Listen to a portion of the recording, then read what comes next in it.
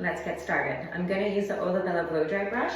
The most important part about blow drying your hair is always sectioning.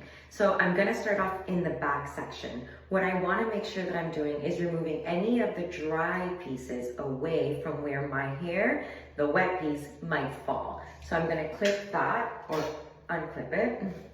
And then I'm going to take out a section. The sectioning, again, it all depends on the texture of your hair. If you have thick texture, you're probably going to want to take a smaller section. The reason being is the smaller the section, the more precise you're going to have that section to be straight. If you get a bigger section, then you risk the fact that you might not dry that section completely.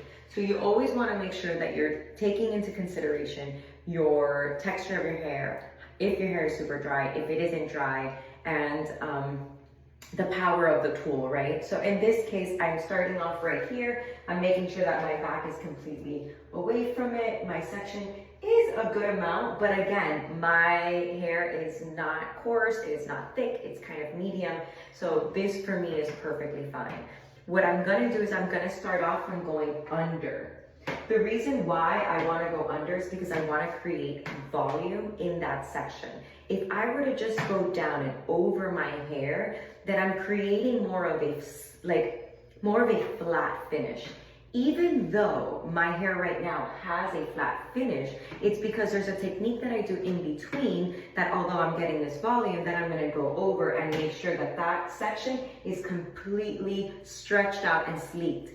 But I want to create that polished finish. So if I only go through the top, I won't create a polished finish. I'll create more of a frizz finish, if that makes any sense. So let's get started so that you can see. So this is my section. I'm going to turn on my blow dry brush, and again, I'm going to go under. One of the keys here is that your dryer will let you know if your hair is dry or not dry. And what I mean by that is that when you put the dryer in, like this, underneath, if the dryer doesn't want to move, glide smoothly, then most likely that section of hair is not dry. So you want to keep it in that position so that you're able to glide that section, but at the same time you're pulling away, creating tension so that you can pull that sleekness, right? And create a new bond, which is what we're doing.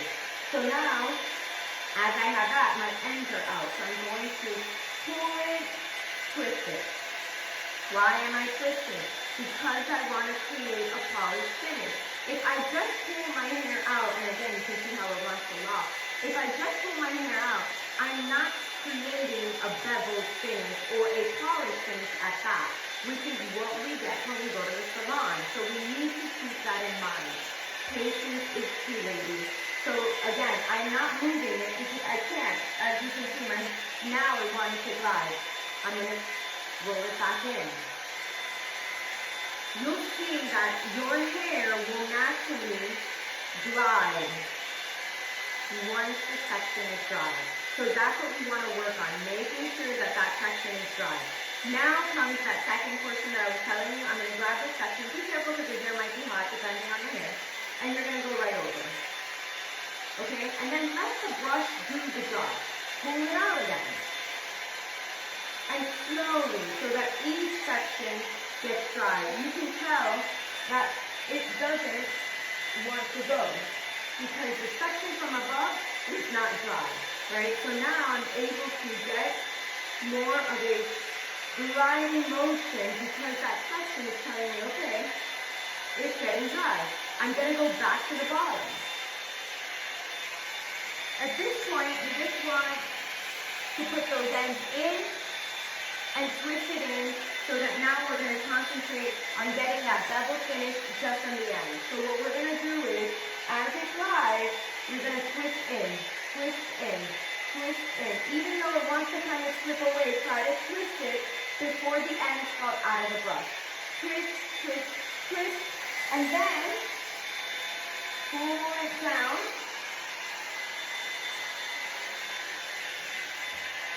And you should get a nice finish.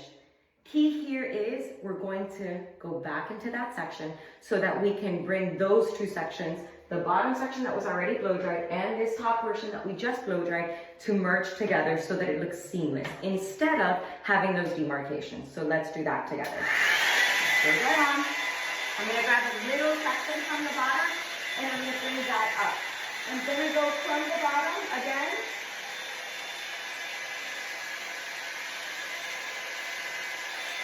And again, the key here is to make sure that we're twisting the brush towards the end so that we're getting that polished finish. And as you can see, it wants to glide. It wants to glide. And we'll do it to this side. Grab a section.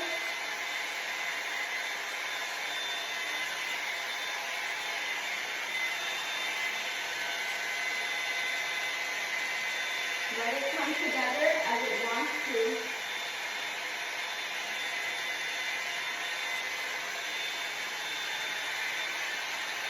And let the ends kind of bevel together.